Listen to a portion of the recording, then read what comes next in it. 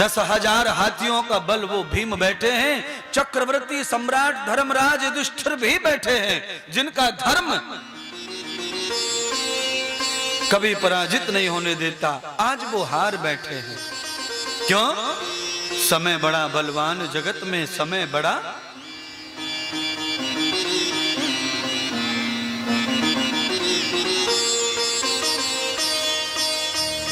द्रौपदी ने अपने केस खोल लिए।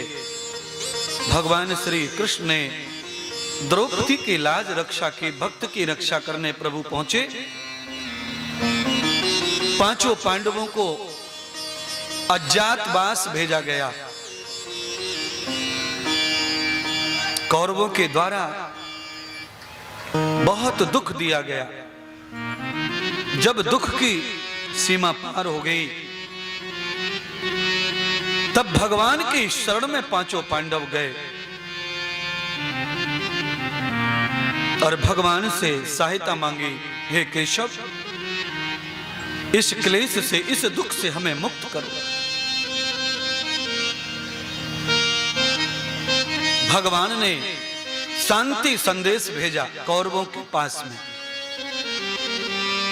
दुर्योधन ने शांति संदेश को ठुकराया और यह सिद्ध कर दिया कि एक सुई की नोक के बराबर भी हस्तिनापुर इंद्रप्रस्थ के राज्य से पांडवों को प्राप्त नहीं होगा। अगर उन्हें प्राप्त करना है तो कौरवों से युद्ध करना पड़ेगा।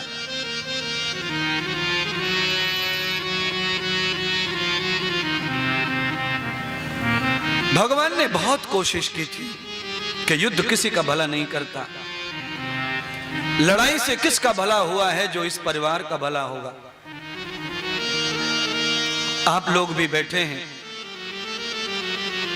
हमारा समाज इतना विकृत हो गया है, संपत्ति के लिए, धन के लिए, जमीन के लिए, जोरू के लिए, भाई से भाई, पिता से पुत्र, पुत्र से पिता युद्ध कर रहा है।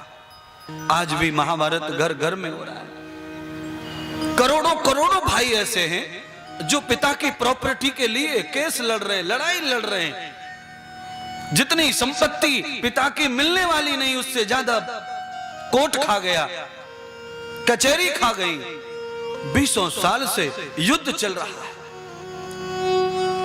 बड़े भाई की बेटियों की शादी हो गई, बेटों की शादी हो गई। छोटा भाई बेटी की शादी में कन्यादान करने नहीं गया, बेटी की शादी में नाचने नहीं गया, बारात में शामिल नहीं हुआ। केवल किसके लिए? 4 फुट जमीन गंवारी है, 4 फुट जमीन ज्यादा चली गई है। छोड़ के दोनों को जाना है, दोनों की थोड़ी थोड़ी कमी है। बड़े भाई की कमी तो यह है कि जिसमें छोटा खुश रहे, बड़े को वो करना चाहिए। और छोटे भाई की कमी यह है कि बड़ा पिता के समान होता है, सारी संपत्ति उसके लिए है, हम तो केवल उसके गुलाम हैं, दास हैं, सेवक। जो हमारे भाग्य से हमें प्राप्त हो जाए, उसको पुरुषार्थ से बढ़ाना चाहिए। लड़कर संपत्ति जो हासिल होती है वो कभी सुख प्रदान नहीं करती है। आगे कथा बताएगी कि सच कहा महात्मा इंद्रदेव जी।